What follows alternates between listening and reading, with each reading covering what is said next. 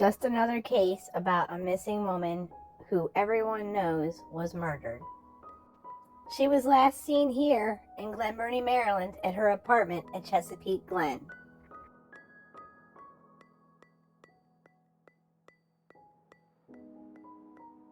On October 11th, Melanie had spent the day with her good friend Amy. Melanie tagged along with Amy while she went to go get her nails done at J Nails and Spa. They spent most of the day together until the early evening when they parted ways and Melanie went home. She was seen coming home on the surveillance cameras at her apartments. This would most likely be the last time that anyone would see Melanie.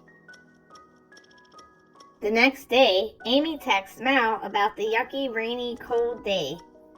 She gets a response around 9 a.m. of a crying emoji, and her phone is going straight to voicemail after she tries calling her.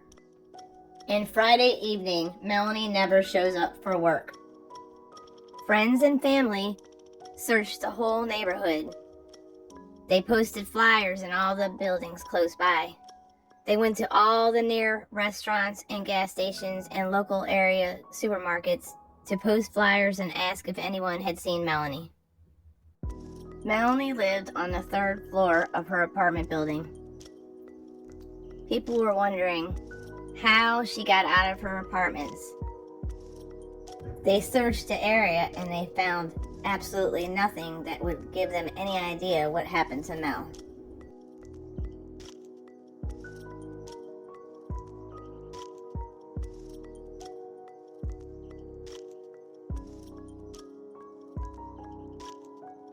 The security camera out front never revealed her leaving that evening.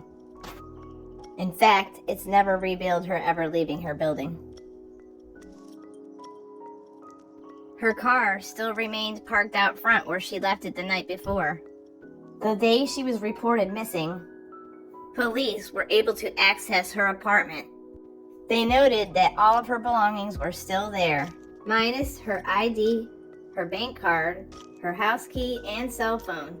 They also noted that there was multiple suitcases laying around.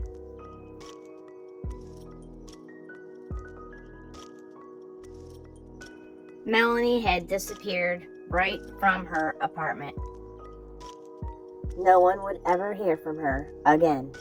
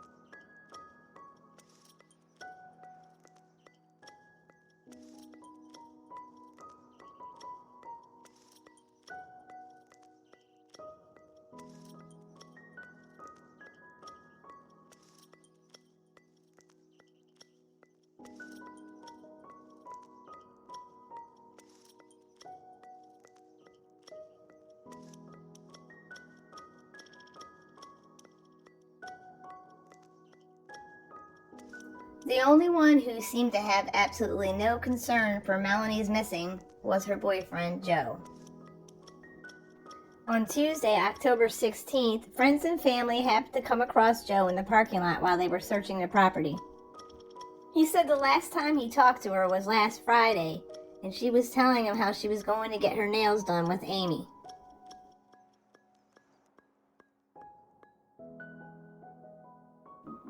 He told them how Melanie's cords were showing through on her tires and that they were unsafe to drive on. He assumed that Amy had picked her up to go to the nail salon. He explains that J Nails and Spa is the place that Melanie likes to go. And he was very knowledgeable of the place. He seemed to know the area very well and explained where it was, all the landmarks, and how to get there. They asked him if he would attend a search party the following day, and he said he could not because he has to talk to the police and has a viewing to go to. They asked him if he would attend the search party afterwards, but all he did was nod yes and say nothing. They asked if he had any idea where she could be, and he said no. All he could say was Friday morning was the last time he talked to her. When asked if she'd ever went missing before, he said that yeah, sometimes maybe for a couple weeks if they've had an argument, but this time there was no argument and they were getting along just fine. He was asked if she had taken her medications with her, and he said no, that she was saving them for the next time she went to pain management, so she would still have some in her system. He was asked if he had went by the nail salon to see if they had seen her, and he said that he talked with an Asian man who did not see her. He was asked if any clothing or anything else was missing. His response was no, that everything looked normal and ordinary as it should. They ask him again if he'll attend the search party, and he says sure. He then stated that Friday he had texted her and asked her if on her way home from work if she could pick him up some chewing tobacco. Afterwards, he fell asleep watching TV. He woke up later thinking she had already gone to work. He says he texted her again to see if she was already gone to work. She normally leaves for work around 12:45 a.m. and normally would text him when she made it there and wait for Amy to show up so they could start their shift. They asked him what time that he sent these text messages, and he said he couldn't tell them because the police had resent them, and the only way that he'd be able to find out is to look at his phone records. He thought that maybe his phone was malfunctioning because the messages had come back undelivered. He added that he also texted his daughter and she was responding and receiving his text. He said, quote unquote, it's been havoc, cause it's like, where could she be? Where did she go? It's like not answering, text and all. And it's like, what the hell's going on? He understood why she might not take her car anywhere because her tires were bad, and he said they had planned to get new tires on Sunday. He added that's why she called out of work last Thursday because of the rain and it was unsafe.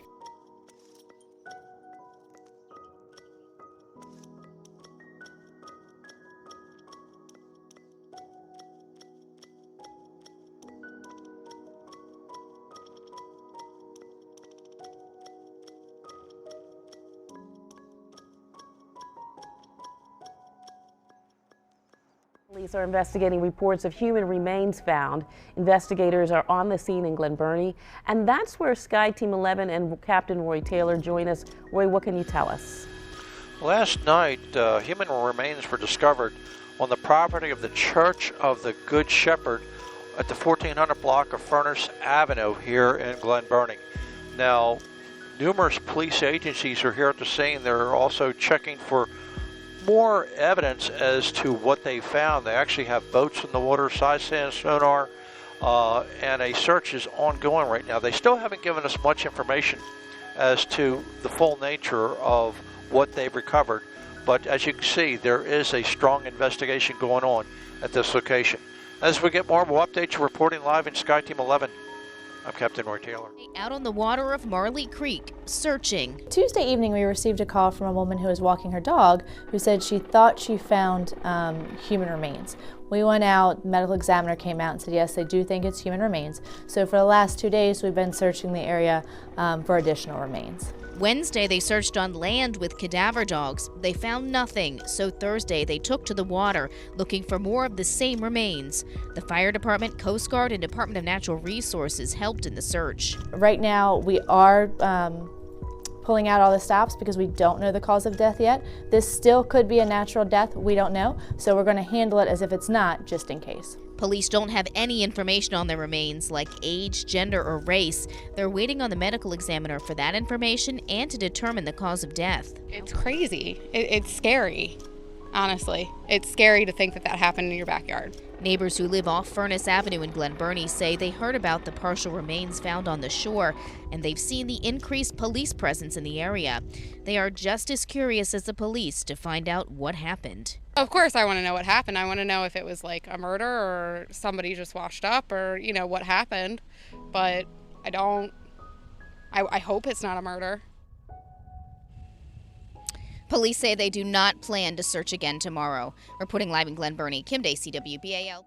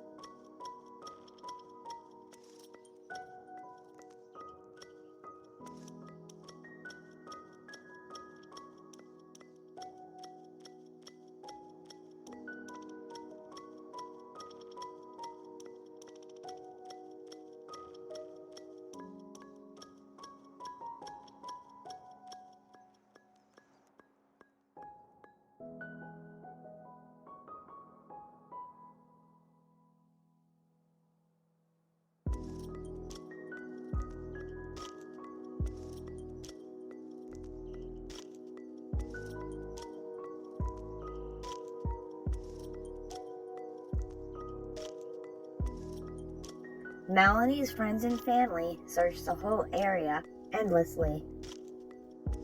They searched all along the shore that was accessible. They searched all through the wooded areas surrounding the water and interviewed local bar owners to see if they knew anything or heard anything or saw anything.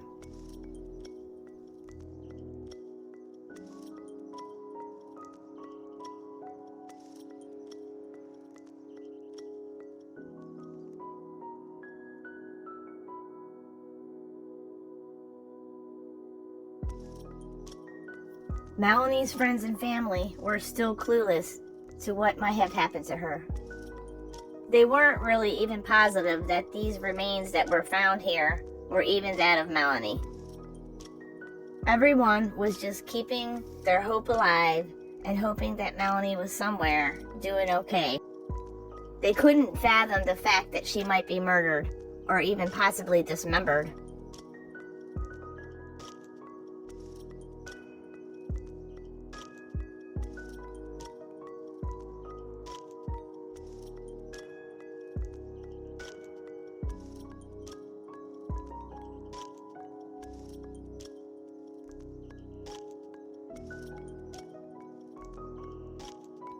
The days began to drag. Waiting on the DNA test on the remains was agonizing.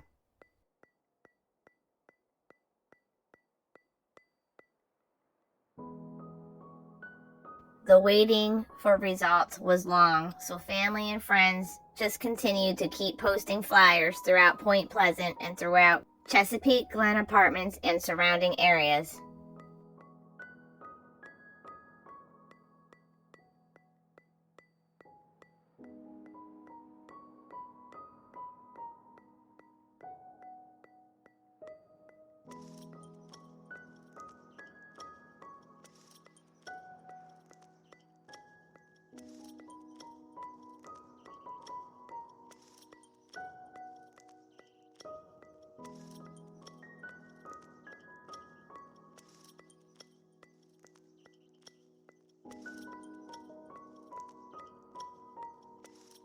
One day, while riding around Point Pleasant, they came across the family that lived on Furnace Avenue. The property contained a large parking lot with multiple abandoned houses, except for one, where a family lived that claimed they had seen some unusual activity around the time that Melanie went missing. They had returned home one evening to find two unfamiliar vehicles parked on their property. A large black pickup truck with big rims parked at the boat launch and a silver SUV parked at the dumpster. They searched the area trying to locate the owners of the vehicles and never did find anyone, and when they woke the next morning, the vehicles were gone. People wondered if this had anything to do with Melanie's disappearance.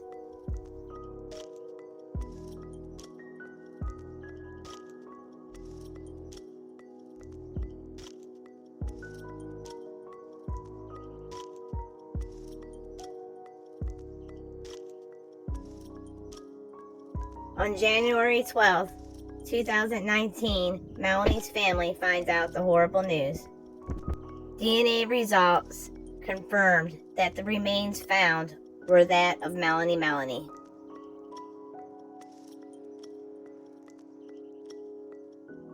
Burnie woman was reported missing, and despite police identifying partial human remains found in the area as hers, her family and friends, they still want answers. Sean Stryker live in Glen Burnie for us tonight with the family's plea for someone to come forward with information. Sean? Nicole, that body part was found just behind the Church of the Good Shepherd. Since that time, they've conducted interviews, they've investigated leads, they've collected a lot of evidence. However, they haven't been able to provide any additional information to the family. She's really all I ever had. You know? With tears in his eyes, Ryan Rose remembers his mother, Meleney. She loved her kids. And it's been like a really horrible time for me. Anne Arundel County Police are investigating this as a missing person case. Friends and family believe she was killed.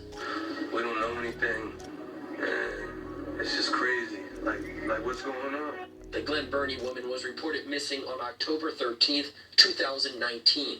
10 days later, a body part that was later confirmed to be Melanie's was found along the shores of Marley Creek. Melanie was last seen at her home here in Glen Burnie in the Chesapeake Glen apartment complex. And her friends and family are asking for anyone with information to come forward. Because so much time's gone by, it really depends on anybody who would have seen anything. She made it from her apartment to a lake on the side of the water, so somebody had to see something. Police say even the smallest details could help reveal what happened. Every piece of evidence has a value, and that in itself may not help us locate Melanie, but it may give us additional avenues of investigation, which will hopefully provide this family some closure. If we can't have a memorial, a burial, or anything we don't have anything to do that with. Now again, if you have any information, you're asked to contact the Anne Arundel County Police or Crime Stoppers. Family and friends are still looking for answers and trying to figure out what happened to Melanie. And now they're turning to the public. We need them to speak up because Melanie needs justice. The 45-year-old Glen Burnie woman was reported missing on October 13th, 2018. A week and a half later, partial human remains were found on the shoreline of Marley Creek, later determined to belong to Melanie. With little information over a year later, her daughter says it's been a very painful time for the family. The longer I go on not knowing anything or just not hearing anything and all that stuff, it helps me cope, but at the same time, it makes me feel like nothing's gonna happen. Anne Arundel County Police still consider this a missing persons case, and now we're offering $10,000 for information.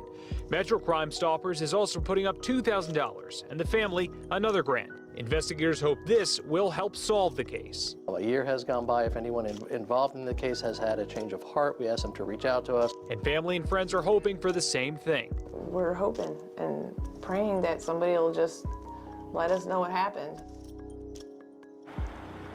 And investigators are asking anyone with information about this case to come forward and contact Anne Arundel County Police.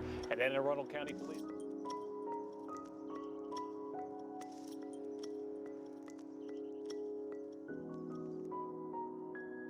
Melanie's case would still remain a missing persons case.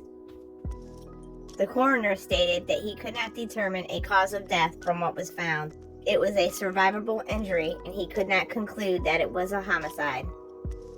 A friend of the family called the coroner's office. They told her that the injury was probably caused by someone and not from being in the water. Detectives are still treating this as a homicide, even though legally it's a missing persons case. All the family can do now is wait and hope that the police will solve Melanie's case. That maybe someone will come forward and say what they saw that night. There had to be some kind of a witness between Melanie's apartment and the neighborhood of Point Pleasant. Maybe somebody watching this will point them in the right direction. Maybe someone watching this could be a witness and they saw something. It would be great because the family could really use a little bit of closure.